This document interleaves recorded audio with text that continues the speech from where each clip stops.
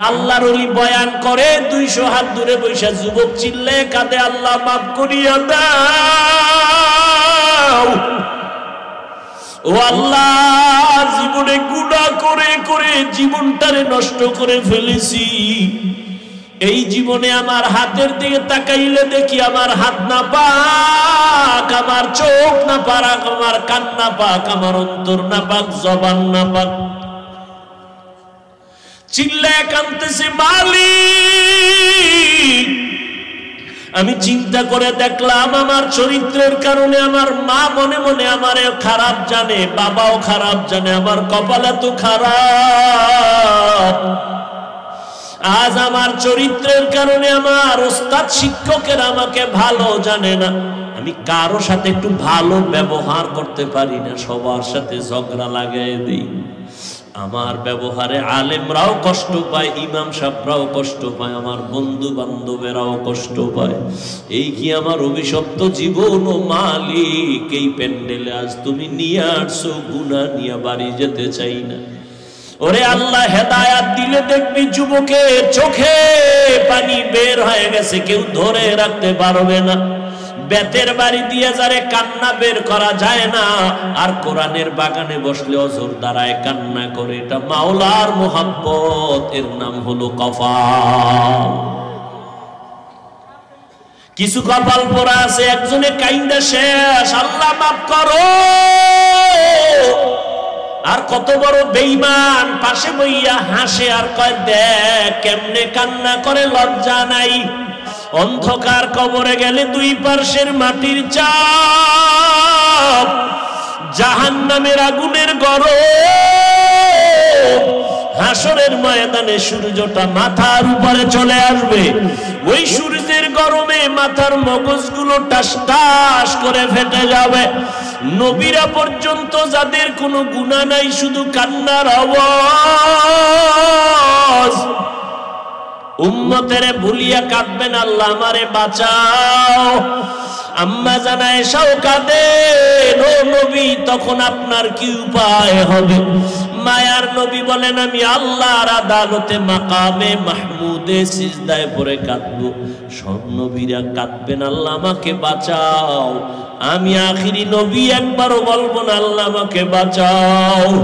আমি সিজদায় পড়ে আমার মালিকের ডাকবার বলবো, হে মালিক আমার উম্মতের বাঁচাও, আমার উম্মতেরা যেন জাহান্নামে না যায়।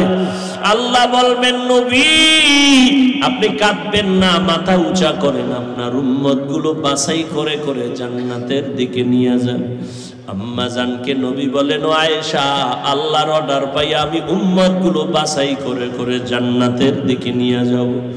আম্মা জান বলেন, কোটি কোটি কোটি কোটি মানুষের মধ্যে চিনবেন কিভাবে আপনার উম্মত কারা?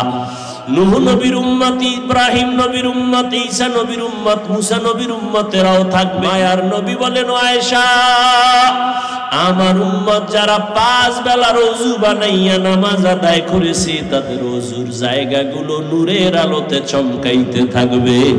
আমি নবী দেখে দেখে তাদেরকে হাউজে কাউসারের কিনারায় দাঁড় করায় দিব। আমি এদের দাঁড় করাইয়া আমি কাউসারের পানি পেয়ালা ভরে ভরে দিব, উম্মতেরা পান করো। হাসরের ময়দানে মানুষগুলো দাঁড়াবে উলঙ্গ, সূর্যের গরমে কলিজাটা ফেটে যাবে, পানি পানি বলে চিল্লাইতে থাকবে। আল্লাহর নবী বলেন, আমার উম্মত গুলোরে নিয়ে আমি প্রথমে কাউসারের পানি পান করাবো। আমার উম্মতেরা একবার যদি পানি পান করে আর পিপাসা লাগবে না। ও আল্লাহর বান্দারা, যখন পানি পান করাইতে করাইতে করাইতে সিরিয়ালে উম্মতেরা লাইনে দাঁড়ালো, হঠাৎ দেখবে একটা পর্দা পড়িয়া গেছে। আল্লাহর নবী বলবেন, ফেরেশতারা পর্দা দিলা কেন? পেছনে উম্মত এখনো বাকি আছে। ফেরেশতারা বলবেন, নবী এই উম্মতেরা আপনার দুশমন। আপনি দুনিয়া থেকে বিদায়ের পরে এরা মন মতো জীবন চালাইছে। ওলামায়ে কেরাম পাও ধরিয়া ধরিয়া বলছে, নামাজ পড়ে নাই, রোজা রাখে নাই, মা বাবার খেদমত করে নাই। আমার নবী তখন সহি হাদিসে বলেন, তখন নবী বলেন আমি বলবো সোহকান সোহকা, তোরা ভেগে যা, আমার চোখের সামনে থেকে দূর হ, আমি তোদের নবী না, তোরা আমার উম্মত না। আমার নবী যদি হাসরের ময়দানে তাড়াইয়া দেয়, আমার আল্লাহ বলবে ফেরেশতারা ওদের ধর, জাহান্নামের হ্যান্ডকাপ লাগাইয়া ধরো, টানতে টানতে জাহান্নামের দিকে নেওয়া হবে। ও আল্লাহর বান্দারা একটু চিন্তা করিও যে আল্লাহর কোরআন সত্য, সাহাবায়ে কেরামদের কথা সত্য, নবীদের কথা সত্য, লক্ষ লক্ষ মানুষ মিথ্যা বলতে পারে না। ওরে এত ইলম, এত আমল, এত তাকওয়া থাকার পরেও নবী সাহাবায়ে কেরামরা যদি কান্না করতে পারেন, তোমার আমার কপাল কেন এত খারাপ? তোমার গুনার কারণে কেন চোখে পানি আসবে না?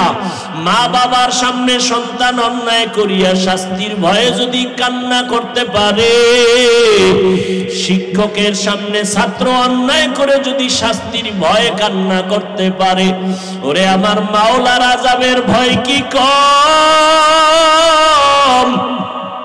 যত অপরাধ করেছো, গুনাহ করেছো, আমার মাওলার সামনে কি একটু ভয় তোমার আসে না রে বাবা? সাহাবায়ে কেরাম সমস্ত আউলিয়া উলিয়ারা কান্না করে করে কবরে গেলেন। নেই থাকো, কোনো বাধা নাই। আমি কওমি মাদ্রাসার সন্তান, ভিন্ন কোনো মাদ্রাসা স্কুল কলেজের বিরুদ্ধে বলি নাই রে বাবা।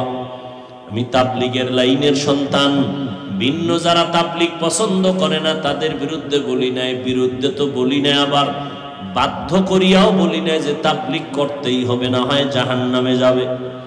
কওমি মাদ্রাসায় পড়তেই হবে, না হয় জাহান্নামে যাবে, তাও বলি না। ও আল্লাহর বান্দারা, আমরা বলতে চাই তুমি যেখানেই থাকো রে যুবক, মদিনাওয়ালা নবীর আদর্শ মতো জীবনটা চালাও।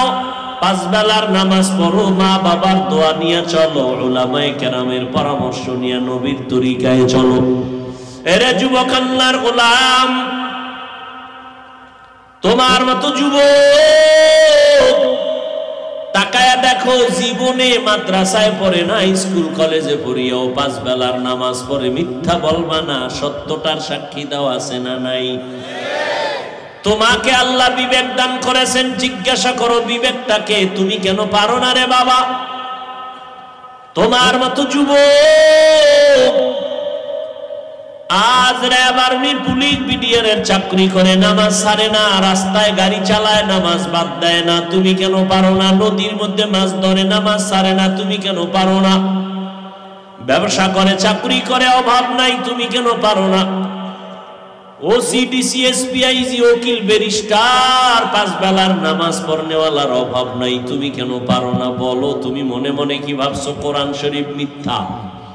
তাহলে একটা প্রমাণ দাও, আমি এখন দাড়িটা কেটে ফেলবো, এখন টুপি দাড়ি ফালাইয়া প্যান্ট শার্ট লাগায় রাস্তায় নেমে আল্লাহর বিরুদ্ধে স্লোগান দেওয়া শুরু করব। একটা ভুল কোরআন থেকে বের করে দাও।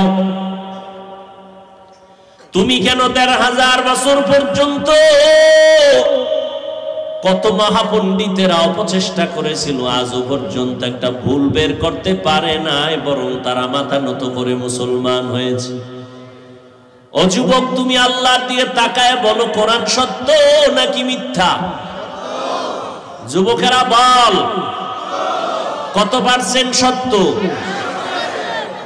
তোর অন্তর যদি বলে কোরআন সত্য, তাহলে কোরআনের মধ্যে আল্লাহ যত বয়ান করছেন তাও সত্য। গুনাহগারেরা জাহান্নামে যাবে তাও সত্য, নেক আমলওয়ালারা জান্নাতে যাবে তাও সত্য। ও বাহাদুর ভাব নিয়ে চলো, কয়দিন আর বাহাদুরি করবি? তাকাইয়া দেখো না, গতকাল পরশু দিনের আগুনে পুরন্ত লাশ, একই ফ্যামিলির 5 জন নাই, কত যুবকের লাশ। এমন একটা দিন নাই যে যুবকের লাশের খবর পাই না। গাড়ির নিচে যুবকের লাশ, পানির নিচে যুবকের লাশ, ঘুমের বিছানায় যুবকের লাশ। এরে যুবক আল্লাহর গোলাম, রাতের বেলা দরওয়াজা জানালা বন্ধ করে মোবাইলটা হাতে নিয়ে সারাটা রাত কবিরা গুনাহ দেখো। মাও জানে না, বাবাও জানে না তুই কি করো, তবে তাদের অন্তরে একটা সাক্ষী দেয় তুই গুনাহ করতেছো। আজকে তুই সারা রাত মোবাইলে কবিরা গুনাহ করার কারণে তোর চেহারার মধ্যে কোনো আলো নাই, কোনো আকর্ষণ নাই, কোনো নূর নাই, কোনো মায়া নাই। অথচ তোর বয়স মাত্র 25 থেকে 30। আল্লাহর কসম 40 বছরের আগে তোর চেহারার আকর্ষণ আর উজ্জ্বলতা কমবে না, কিন্তু 25 বছরে তোর চেহারার মধ্যে কেন উজ্জ্বলতা নাই, আকর্ষণ নাই, দেখলে কেন মায়া লাগে না? রাতের বেলা মোবাইলে কবিরা গুনাহ করেছো, কানের মধ্যে গানের তার লাগায় রাতের বেলা ঘুমাও। আজরাইল যদি আইসা হাজির হয় আর সেই যদি দেখে তোর গানের আওয়াজ কানের মধ্যে লাগানো, কি জবাব দিবি আল্লাহর আদালতে? মনে মনে ভাবছো আমরা হুজুরেরা পাগল হয়ে গেছি। হ্যাঁ, 2 জনারে পাগল বললে মানা যায়, কোটি কোটি কোটি আলেমকে তুমি কি এক পালায় বলবা? এটা মেনে নেওয়া যায় না। লক্ষ লক্ষ নবীদের একই আওয়াজ, মিথ্যা বাবার উপায় নাই। 1-2 জন বললে সন্দেহ করা যায়, লক্ষ লক্ষ সাহাবায়ে কেরাম মিথ্যা বলতে পারেন না, সবার একই আওয়াজ। লক্ষ কোটি কোটি উলামায়ে কেরামের একই আওয়াজ, আল্লাহর গোলামি করো, মদিনাওয়ালার আদর্শ মতো জীবনকে চালাও। ও যুবক, কয়দিন আর বাঁচবারে বাবা? মনের প্রশ্ন করো রে মন। আমার তোমার মতো যুবক জেনারেল লাইনে থাকিয়াও যদি নামাজ পড়ে, তুমি আমি কেন পারবো না? আসলে ব্যাপারটা কি জানোনি? আমার মাওলা তোমার উপরে বেজার, তোমার মা বাবার অভিশাপ তোমার কপালে লেগে আছে। কপাল পুরলে কিছুই করার নাই। আমি হাফিজুর রহমান কেন, মক্কা মদিনার ইমাম কেন, কপাল যদি পুড়ে যায় স্বয়ং নবীজি বয়ান করলেও বেঈমানের কালেমা নসিব হয় না। আর আল্লাহ যদি কপালটা খুলিয়া দেয়, নবীকে জবাই করতে আসিয়াও কালেমা পড়ে। নাম কি? এর যুবক, এর নাম কপাল। কপাল যদি পুড়ে যায়, নবীজির বয়ানেও কালেমা নসিব হয় না। আর কপাল যদি মাওলায় খুলে দেয়, নবীকে জবাই করতে আসিয়াও কালেমা পড়ে, পৃথিবীর ইতিহাসে তার নাম উঠে যায় ওমরে ফারুক। কেমন বান্দা আল্লাহর! 27 বছরে নবীর হাতে কালেমা পড়েছেন হযরত ওমর। 39 জন মুসলমানের পরে 40-এর কোঠা পূরণ করলেন হযরত ওমর। তরবারি হাতে নিয়ে দাঁড়ায় গেলেন। মুহাম্মদের বিরুদ্ধে একটা কথা যদি বলতে চাও, কাউকে দরকার নাই, ওমরের তরবারির সামনে দাঁড়ায় যাও। এরে আমার কলিজার যুবক, মদিনার নবী বলেছেন, বুড়ারা নবীর বিরোধিতা করেছে বেশি, যুবকেরা নবীর উপকার করেছে বেশি। আজকে তুমি যুবক সন্তান, তোমার চরিত্রটাকে এভাবে নষ্ট করো কেন রে বাবা?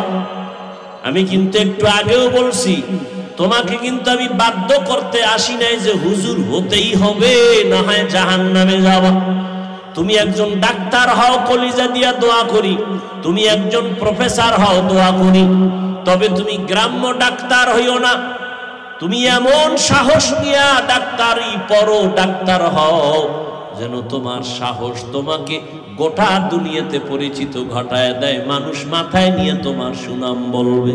মরিয়া গেল যেন তোমার নামে সম্মানের ইতিহাস লেখা হয়। আর যদি চরিত্র বাদ দিয়া নষ্ট করে ডাক্তার হও, তাসলিমার মতো জায়গায় জায়গায় জুতার বাড়ি খাবি। প্রফেসর হও, দোয়া করি, তবে বেয়াদব হইও না। তোমার ব্যবহারে যেন কোনো মা বাবা কষ্ট না পায়, তোমার আচরণে যেন আলেম কষ্ট না পায়, মুরব্বীরা কষ্ট না পায়।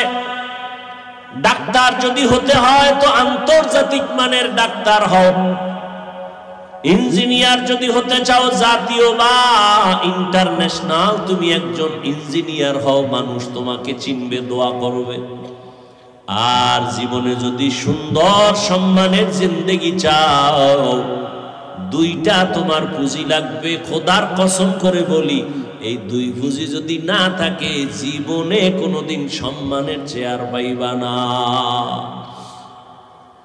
কয় পুঁজি? যুবকেরা ভালো করে শুন, আমগো মাথা নষ্ট না, গাঞ্জা খাও তুই, মাথা নষ্ট আমাগো না। বিড়ি টানো তুমি, আর মাথা নষ্ট হবে আমগো। আমরা 24 ঘন্টা ওযু সহকারে থাকি, নামাজ পড়ি, মানুষের গালি দেই না, ক্ষতি করি না, মানুষের জন্য কান্দা কান্দা দোয়া করি, পাও দৌড়ে দৌড়ে বুঝাই, মাথা নষ্ট আমগো না। আর তুমি মদের বোতলে দৌড়াও, তোমার মাথা নষ্ট হয় না। তুমি গাঞ্জা খাও, মাথা নষ্ট হয় না।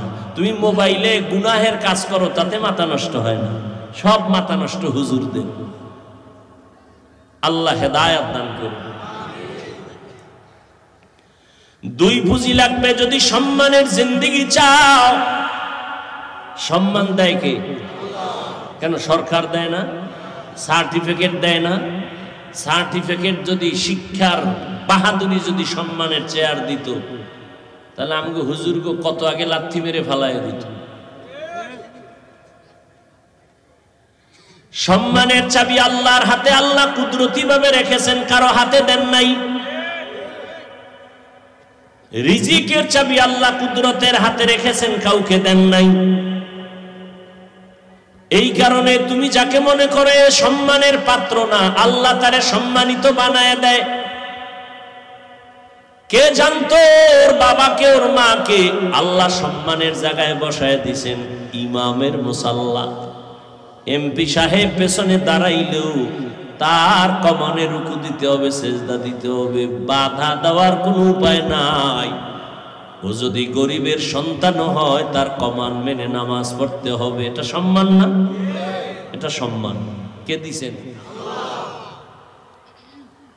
ও যুবক বাবারা, সম্মানের জিন্দেগির দোয়া করিও। ওই জিন্দেগির দাম নাই যে যেখানে যাবা সবাই সি সি করে তাড়ায় দিবে, মনে মনে বরদোয়া করবে তুই মরে যা, গাড়ির তলে পড়ে মর, পানিতে ডুইবা মর, রাতে ঘুমের ঘরে তুই মর, তোর চরিত্র এত খারাপ, তোর কারণে কলিজায় ব্যথা। মাও বরদোয়া করে, বাবাও বরদোয়া করে, শিক্ষকও বরদোয়া করে, মুরব্বীরাও বরদোয়া করে। তোর অভিশপ্ত কপাল নিয়ে দুনিয়াতে বেঁচে থেকে লাভ কি? তোর চরিত্র এত খারাপ যে মা বাবাও মনে মনে কষ্ট নিয়ে আসে, মুরব্বীদের অন্তরে কষ্ট, তোমার চরিত্রের কারণে শিক্ষকের অন্তরে কষ্ট। ও যুবক, সম্মানের জিন্দেগি যদি চাও, দুইটা পুঁজি তোমার লাগবে। লেখা রাখিস বাবা, ভালো করে মনে রাখবা। আমি শুরুতেই বলেছি, ওলামায়ে আহলে হক ছাড়া তোমাদের নিঃস্বার্থ আপন কেউ নাই। যত আপন আপন দেখো সব হলো স্বার্থপর, সবাই স্বার্থপর।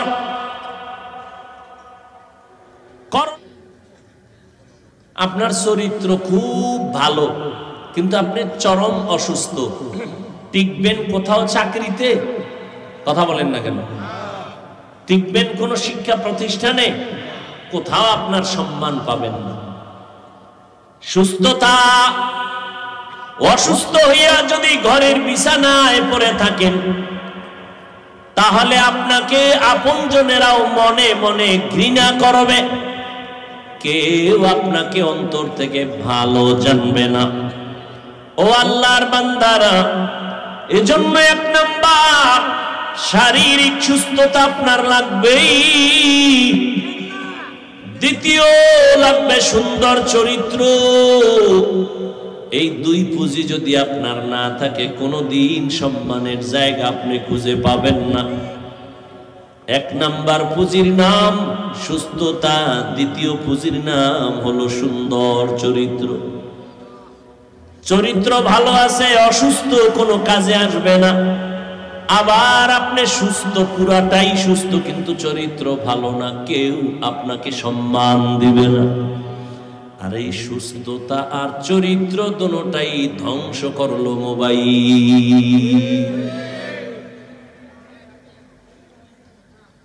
প্রতিবন্ধী বুঝেন? প্রতিবন্ধী, এই মোবাইলওয়ালারা প্রতিবন্ধী। মায়ের হক আদায় না করলেও মোবাইলের হক আদায় করবে, এই নিয়ত আছে না অনেকের। স্ত্রীর হক আদায় না করতে পারলেও মাশাআল্লাহ মোবাইলের হক আদায় করতে ব্যর্থতা নাই। সারা রাত মোবাইলের হক আদায় করে গভীর মনোযোগে।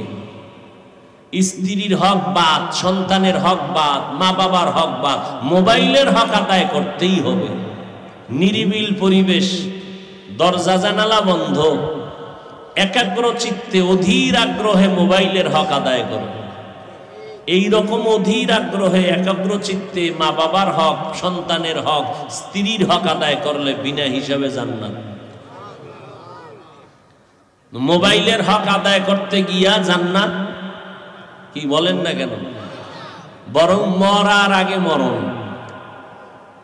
এই মোবাইলের গোলামেরা, লিখে রাখো, তুমি মরার আগে বিছানায় পড়ে থাকবা, লিখে রাখো। বেশি দিন লাগবে না, এই অল্প কয়েকদিন পরে টের পাইবা। বিছনায় পড়ে যাবা, চোখ থাকবে, পাওয়ার থাকবে না, কান থাকবে, পাওয়ার থাকবে না, হার্ট থাকবে, পাওয়ার থাকবে না। দেখো না সুস্থ মানুষ হঠাৎ করে কয় নাই, কেউ কয় হঠাৎ করে মন কয় হঠাৎ মরলো কেন? হঠাৎ এক রোগের জন্ম নিছে দুনিয়াতে নতুন। বলে হঠাৎ রোগ কি কি? হ্যাঁ, জনমের মতো মোবাইল দেখো আর নাচ গান দেখো, দেখবা যে তুমিও হঠাৎ মরণের পাল্লায় পড়ে যাবে। হঠাৎ দেখবা বুকে ব্যথা, সবাই ধরতে ধরতে দেখবে নাই। আহা, মানুষ হাসতে হাসতে গুনাহ করে, বাধা যে দিবে সে বলবে, সবাই বলবে এই দুশ্মন, এরে বাদ দাও। কি এটা কত সুন্দর প্যান্ডেল জানেননি? বসার সাথে সাথে সব গুনাহ মাফ। এত সুন্দর প্যান্ডেলে বইয়া যারা মোবাইল নিয়ে ব্যস্ত, এরা যে সওয়াবের কাছে আছে, কাজে আছে, এটা বলার কোনো সুযোগ নেই। বরং এরা চূড়ান্ত রহমত বঞ্চিত হওয়ার একটা কাজে ব্যস্ত। মোবাইল নিয়ে বর্ষে বেহেশতের বাগানে করতেছে আকাম, মোবাইল নিয়ে সময় নষ্ট করা। তাহলে বুঝেন, একটু আগে বলছি কপাল।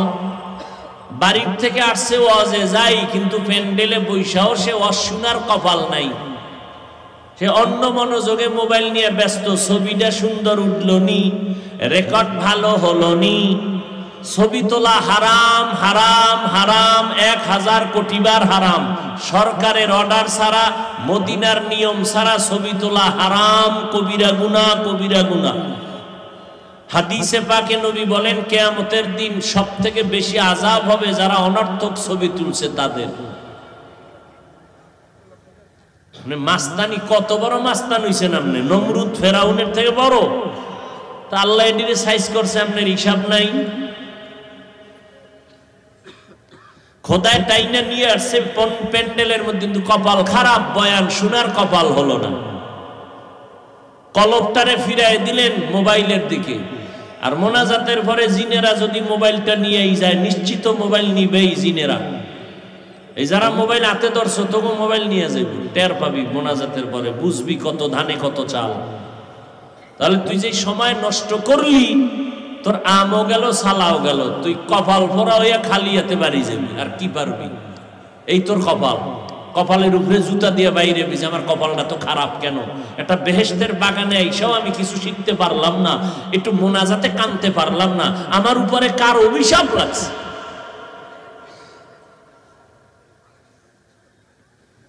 ও যুবক বাবারা, ও পর্দার আড়ালের আম্মা জান বোনেরা, এখনো সময় আছে। রমাজান আসতেছে, শাবান চলতেছে, তৈরি হয়ে যান।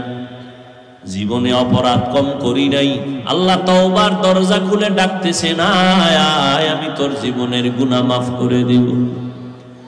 ও আল্লাহ পাক তওবাকারীকে বড় মায়া করেন, পছন্দ করেন।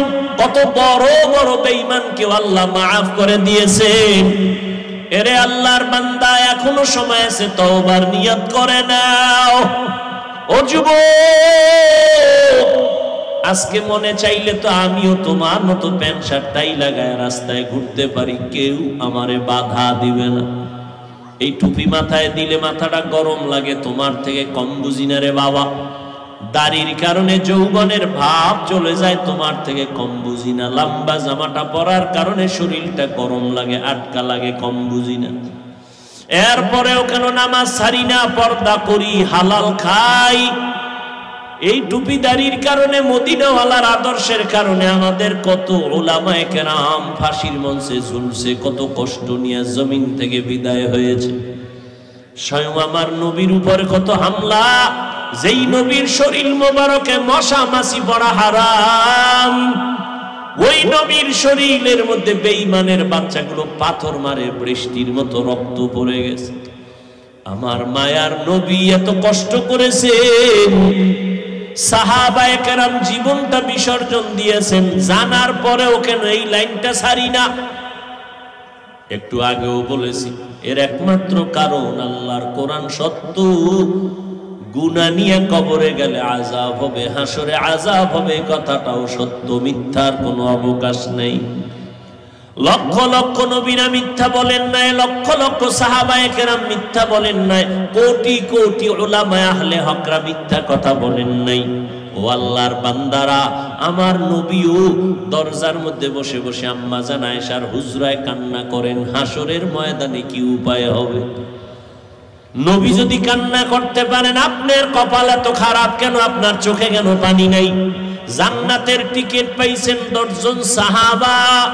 আবু বকর রাতে নামাজে দাঁড়ায় কান্না করেন, আল্লাহর আদালতে কেমনে দাঁড়াবো। ও যুবক বাবারা, ও বৃদ্ধ বাবাজিরা, ও পর্দার আড়ালের মা বোনেরা, আমার মাওলার ভয় কি অন্তরে নাই? আল্লাহর কোরআনটা মিথ্যা মনে করিয়েন না রে মুমিন। এক জাররা পরিমাণ গুনাহ নিয়ে কবরে গেলে শাস্তি ভোগ করা লাগবে, পালাবার উপায় নাই।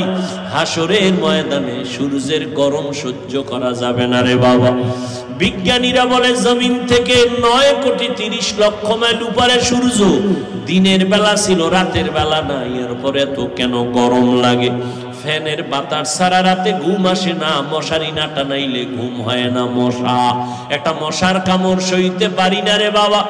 অন্ধকার কবরে গেলে দুই পার্শ্বের মাটির চাপ, জাহান্নামের আগুনের গরম। হাসরের ময়দানে সূর্যটা মাথার উপরে চলে আসবে, ওই সূর্যের গরমে মাথার মগজগুলো টাস টাস করে ফেটে যাবে। নবীরা পর্যন্ত যাদের কোনো গুনাহ নাই, শুধু কান্নার আওয়াজ। উম্মতেরে ভুলিয়া কাঁদবেন, আল্লাহ আমারে বাঁচাও। আম্মা জান আয়েশাও কাঁদেন, ও নবী তখন আপনার কি উপায় হবে? মায়ার নবী বলেন, আমি আল্লাহর আদালতে মাকামে মাহমুদে সিজদায় পড়ে কাঁদবো। সব নবীরা কাঁদবেন, আল্লাহ আমাকে বাঁচাও। আমি আখিরি নবী একবারও বলবো না আল্লাহ আমাকে বাঁচাও। আমি সিজদায় পড়ে আমার মালিকের ডাকবার বলবো, হে মালিক আমার উম্মতের বাঁচাও। আমার উম্মতেরা যেন জাহান্নামে না যায়। আল্লাহ বলবেন, নবী আপনি কাঁদবেন না, মাথা উঁচা করেন, আপনার উম্মত গুলো বাছাই করে করে জান্নাতের দিকে নিয়ে যান।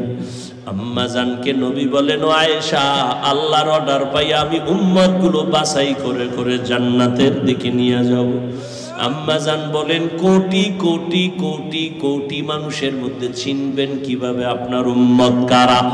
নূহ নবীর উম্মত, ইব্রাহিম নবীর উম্মত, ঈসা নবীর উম্মত, মুসা নবীর উম্মতেরাও থাকবে। মায়ার নবী বলেন, ও আয়েশা, আমার উম্মত যারা 5 বেলার ওযু বানাইয়া নামাজ আদায় করেছে, তাদের ওযুর জায়গাগুলো নূরের আলোতে চমকাইতে থাকবে। আমি নবী দেখে দেখে তাদেরকে হাউজে কাউসারের কিনারায় দাঁড় করায় দিব। আমি এদের দাঁড় করাইয়া আমি কাউসারের পানি পেয়ালা ভরে ভরে দিব, উম্মতেরা পান করো। হাসরের ময়দানে মানুষগুলো দাঁড়াবে উলঙ্গ, সূর্যের গরমে কলিজাটা ফেটে যাবে, পানি পানি বলে চিল্লাইতে থাকবে। আল্লাহর নবী বলেন আমার উম্মত গুলোরে নিয়ে আমি প্রথমে কাউসারের পানি পান করাবো। আমার উম্মতেরা একবার যদি পানি পান করে আর পিপাসা লাগবে না। ও আল্লাহর বান্দারা, যখন পানি পান করাইতে করাইতে করাইতে সিরিয়ালে উম্মতেরা লাইনে দাঁড়ালো, হঠাৎ দেখবে একটা পর্দা পড়িয়ে গেছে। আল্লাহর নবী বলবেন ফেরেশতারা পর্দা দিলা কেন, পেছনে উম্মত এখনো বাকি আছে। ফেরেশতারা বলবেন নবী এই উম্মতেরা আপনার দুশমন, আপনি দুনিয়া থেকে বিদায়ের পরে এরা মন মতো জীবন চালাইছে। ওলামায়ে কেরাম পাও ধরিয়া ধরিয়া বলছে নামাজ পড়ে নাই, রোজা রাখে নাই, মা বাবার খেদমত করে নাই। আমার নবী তখন সহি হাদিসে বলেন, তখন নবী বলেন আমি বলবো সোহকান সোহকা, তোরা ভেগে যা, আমার চোখের সামনে থেকে দূর হ। আমি তোদের নবী না, তোরা আমার উম্মত না। আমার নবী যদি হাসরের ময়দানে তাড়াইয়া দেয়, আমার আল্লাহ বলবে ফেরেশতারা ওদের ধর, জাহান্নামের হ্যান্ডকাপ লাগাইয়া ধরো, টানতে টানতে জাহান্নামের দিকে নেওয়া হবে। ও আল্লাহর বান্দারা একটু চিন্তা করিও যে আল্লাহর কোরআন সত্য, সাহাবায়ে কেরামদের কথা সত্য, নবীদের কথা সত্য, লক্ষ লক্ষ মানুষ মিথ্যা বলতে পারে না। ওরে এত ইলম, এত আমল, এত তাকওয়া থাকার পরেও নবী সাহাবায়ে কেরামরা যদি কান্না করতে পারেন, তোমার আমার কপাল কেন এত খারাপ? তোমার গুনার কারণে কেন চোখে পানি আসবে না? মা বাবার সামনে সন্তান অন্যায় করিয়া শাস্তির ভয়ে যদি কান্না করতে পারে, শিক্ষকের সামনে ছাত্র অন্যায় করে যদি শাস্তির ভয়ে কান্না করতে পারে, ওরে আমার মাওলার আযাবের ভয় কি কম? যত অপরাধ করেছো, গুনাহ করেছো, আমার মাওলার সামনে কি একটু ভয় তোমার আসে না রে বাবা? সাহাবায়ে কেরাম সমস্ত আউলিয়া উলিয়ারা কান্না করে করে কবরে গেলেন। ও আল্লাহর বান্দারা, এখনো সময় আছে, তওবা করে নাও। অন্তর ঘুরাই আমার মনে মনে মালিকের ডাকো, অন্তর থেকে গোপনে বলো হে মালিক, এই ময়দানে আমার মতো গুনাহগার কেউ নাই রে আল্লাহ। আমার গুনার খবর আমার মা বাবা ভাই বোন আপনজন কেউ জানে না, তুমি জানো। রাগ করে পানি বন্ধ করো নাই, খানা বন্ধ করো নাই, সম্মানের জায়গা থেকে ফেলে দাও নাই। ও আল্লাহ, আমার গুনার খবর আমার মা বাবায় যদি জানতো, মনে মনে ঘৃণা করতো। ও আল্লাহ, আজকে তওবার নিয়তে ময়দানে আসছি, গুনাহ নিয়ে বাসায় ফিরতে চাই না রে আল্লাহ। গুনার কথা স্মরণ করে কত বান্দা মোনাজাতে কান্না করে, আমার চোখে কেন পানি নাই? আমার কপাল বুঝি খারাপ? ও আল্লাহর বান্দারা, এখন থেকে তওবা করো, আল্লাহকে মনে মনে বলো, আল্লাহ জীবনে আর নামাজ ছাড়বো না, রোজা ভাঙবো না। মা বাবা থাকলে দোয়া নিও, ঘরে যাইয়া মাকে বলিও, মা আজকে বয়ানের ভিতরে কত বান্দা মোনাজাতে কাঁদলো, আমার চোখে পানি নাই কেন? আল্লাহ বুঝি আমার উপরে বেজার, আমি আজ তোমার দোয়া চাই, তুমি মাথায় হাত দিয়া দোয়া করিয়া দাও। মা যদি দোয়া করে দেয়, কপাল খুলিয়া যাবে রে বাবা। ও যুবকেরা, মাকে কত জিনজানি কাঁদাইছো, কত কষ্ট দিয়েছো, তাড়াতাড়ি মাপ চাইয়া নিও। কারণ আমার আল্লাহ ক্ষমা দিবেন না যদি মা ক্ষমা না দেয়, আল্লাহ ক্ষমা দিবেন না যদি শিক্ষক তোমাকে ক্ষমা না দেয়। বান্দার হক বান্দার থেকে আদায় করে নাও, আল্লাহ বান্দার হক মাফ করবেন না। আল্লাহর কাছে তওবা করে নাও। ওরে আল্লাহর বান্দা, অন্তর যদি তৈরি হয়, মুনাফিকি যদি না থাকে, মরিয়া গেলে যাব, হায়াতের মালিক আল্লাহ, ইজ্জতের মালিক আল্লাহ, রিজিকের মালিক আল্লাহ। আর নামাজ ছাড়বো না, বেপরদায় চলবো না, আর কোনোদিন মা বাবাকে কষ্ট দিব না, আর কোনোদিন মুরব্বীদের সাথে বেয়াদবি করব না। ও আল্লাহর বান্দারা, তওবা করার যদি নিয়ত হয়, আজকে থেকে নবীর তরিকা মেনে উলামায়ে কেরামের পরামর্শ নিয়া, মুরব্বিদের দোয়া নিয়া, মা বাবার দোয়া নিয়া চলবা। মুনাফিকি যদি অন্তরে না থাকে, তওবা করার যদি বাবা অন্তরে নিয়ত হয়, ওরে আল্লাহর গোলাম, আজীবন বয়ান শুনে কি লাভ হবে যদি তুমি ফজরে মসজিদে হাজির হতে না পারো? হাজারো বয়ান শুনে কি লাভ হবে যদি রমজানে রোজা রাখতে না পারো? আল্লাহর কাছে কান্না করো, কলবটা পাথরের থেকেও শক্ত হয়ে গেছে গুনার কারণে। আল্লাহর কাছে চোখের পানি ছেড়ে কান্না করো। আল্লাহ বলেন, বান্দা খাঁটি তওবা যদি করতে পারো, আমি মুহূর্তে তোমাকে মাফ করিয়া দিব। তওবা করার মতো যদি অন্তর কারো তৈরি হয়, মুনাফিকি যদি অন্তরে না থাকে, খাঁটি তওবার নিয়তে দুটো হাত আমার আল্লাহকে দেখাইয়া দাও। হাতগুলো কবুল করে নেন, তওবা কবুল করে নেন, তওবার উপরে মজবুত হইয়া চলার মতো তৌফিক দান করে দেন। আমিন। আলহামদুলিল্লাহি রাব্বিল আলামিন।